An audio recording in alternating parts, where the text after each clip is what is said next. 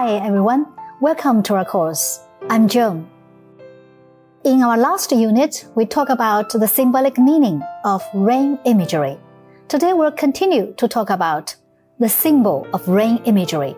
So one of the symbolic meaning is different ages of life. Rain assists vegetation to grow and is a necessary aspect of the cycle of life. This is associated with life and vicissitudes. Falling rain is like the passing of life. At different stages of life, the act of listening to the rain has different meanings. Listening to the rain seems to be an ordinary thing. However, this ordinary thing has a special meaning in the pen of Chinese poet Jiang Jie and American poet Longfellow. In his famous Ci poem, Listening to the Rain, Southern Song Dynasty poet Jiang Jie tells us his life story through rain imagery. While nature seems to eternally repeat itself, human life can never really repeat itself in a predictable way. Human life can never really repeat itself without noticeable change, not even in such a seemingly innocuous act as listening to the rain. In fact, it is precisely the sameness of nature and the same sameness of poet's habit of listening to the rain that trigger his deepest pathos about the vicissitudes of life. Jiang Jie lived in the late Song and Yuan dynasty. Although he passed the imperial examination, Jiang Jie did not serve as official of the Song dynasty for a day, because in the year of 1275, the capital city Lin'an fell and the southern Song dynasty perished. Jiang Jie chose a recluse life. He served as a lifelong watchman by using his pen. He was hailed as one of the 4 Ci poetry masters in late Song dynasty. Now I read the poem, Listening to the Rain for you. 虞美人，听雨。少年听雨歌楼上，红烛昏罗帐。壮年听雨客舟中，江阔云低，断雁叫西风。而今听雨僧庐下，鬓已星星也。悲欢离合总无情，一任阶前点滴，到天明。Now the English version. The beautiful lady Yu, listening to the rain. While young, I listened to the rain in the house of song, overjoyed in curtained bed, beside a candle red. In prime life, I heard rain on the river lawn, in lonely bones, when wailed white geese, beneath lower clouds in western breeze. Now that I listen to rain and a temple's eve, my hair turns grey, like starry ray. Men meet and part with joy and sorrow. Let raindrops drip until tomorrow. The whole poem is rich in content and profound in meaning, using listening to the rain as a clue. 3 typical fragments of life are selected to highlight the sad and lonely mood of the poet in his later years.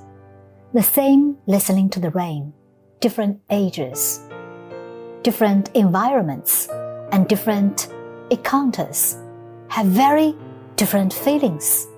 These same listening to the rain, 3 different pictures, all the joys and sorrows of a lifetime. The poet uses the house of song, in a boat, and under the temple's eave, in space to metaphor the youths, middle-aged, and old people in life. Young people don't know the taste of sorrow. So the state of life is, listen to the rain upstairs, the red candle is dim.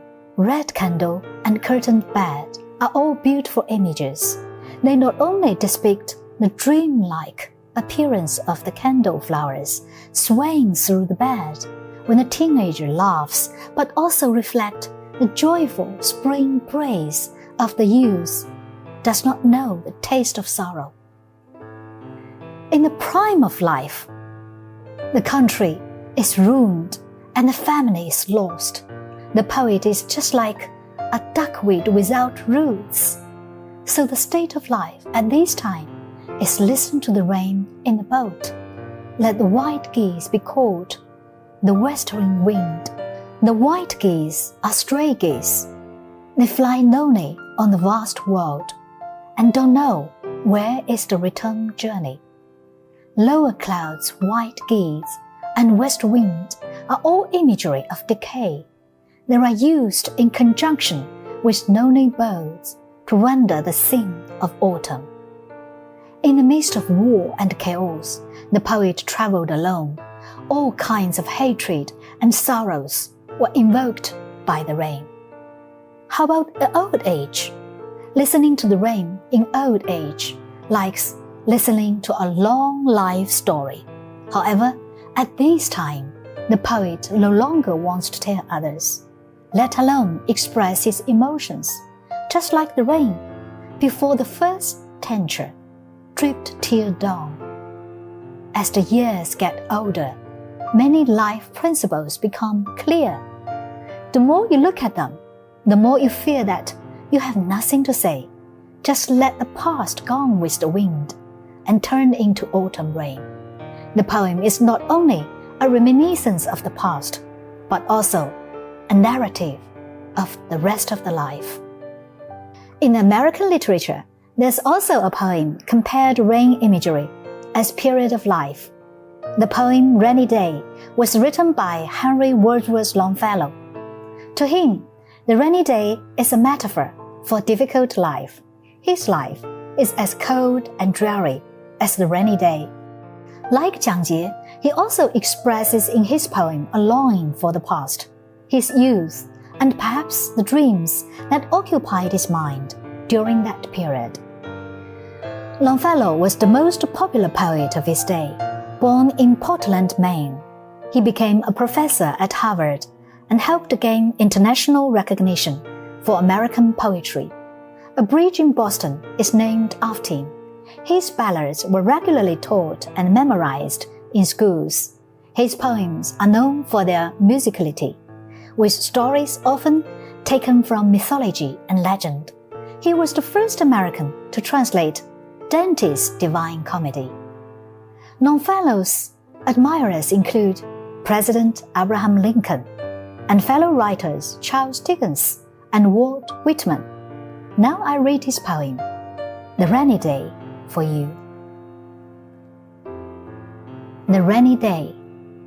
The day is cold and dark and dreary. It rains and the wind is never weary. The vine still clings to the mouldering wall, but at every gust the dead leaves fall, and the day is dark and dreary. My life is cold and dark and dreary. It rains and the wind is never weary. My thoughts still cling to the mouldering past, but the hopes of youth fall thick in the blast, and the days are dark and dreary. Be still, sad heart, and cease ripening. Behind the clouds is the sun still shining. Thy fate is the common fate of all. Into each life some rain must fall. Some days must be dark and dreary. This poem has a famous line, into each life some rain must fall, meaning that everyone will experience difficulty at some point. The rainy day is the metaphor for difficult life, written after the death of his first wife and before he married again.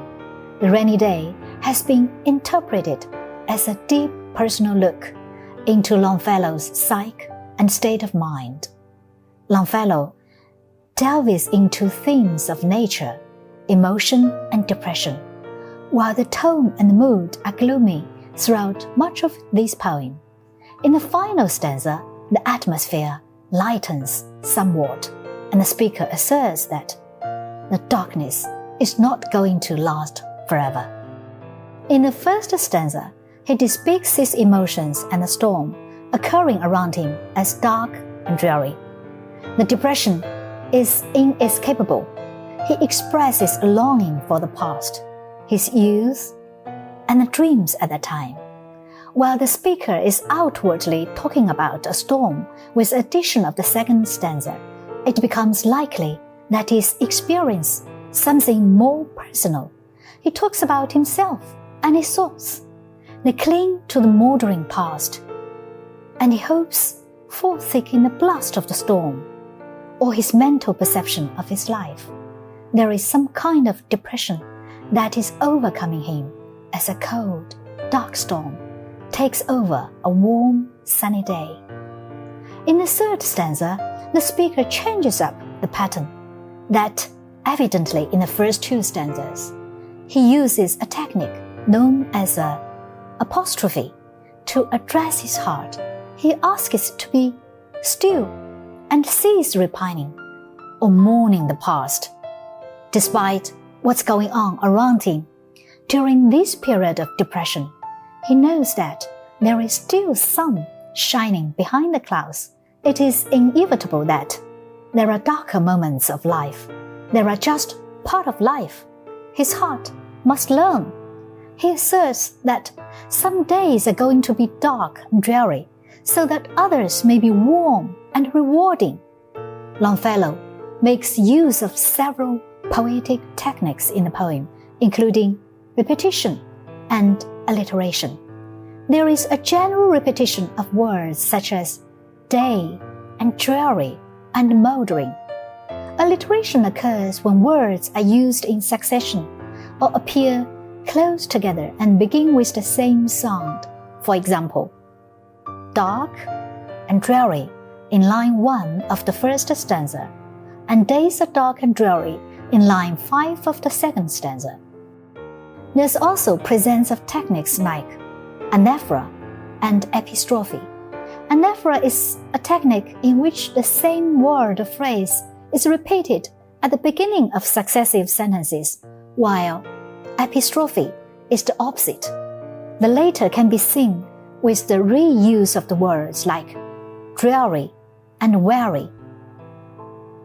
So, theme of this poem, sadness and depression, are a common fate experienced by everyone, but they are temporary. The poet reminds us that the sun is still shining behind the clouds and will eventually return and bring hope along with it.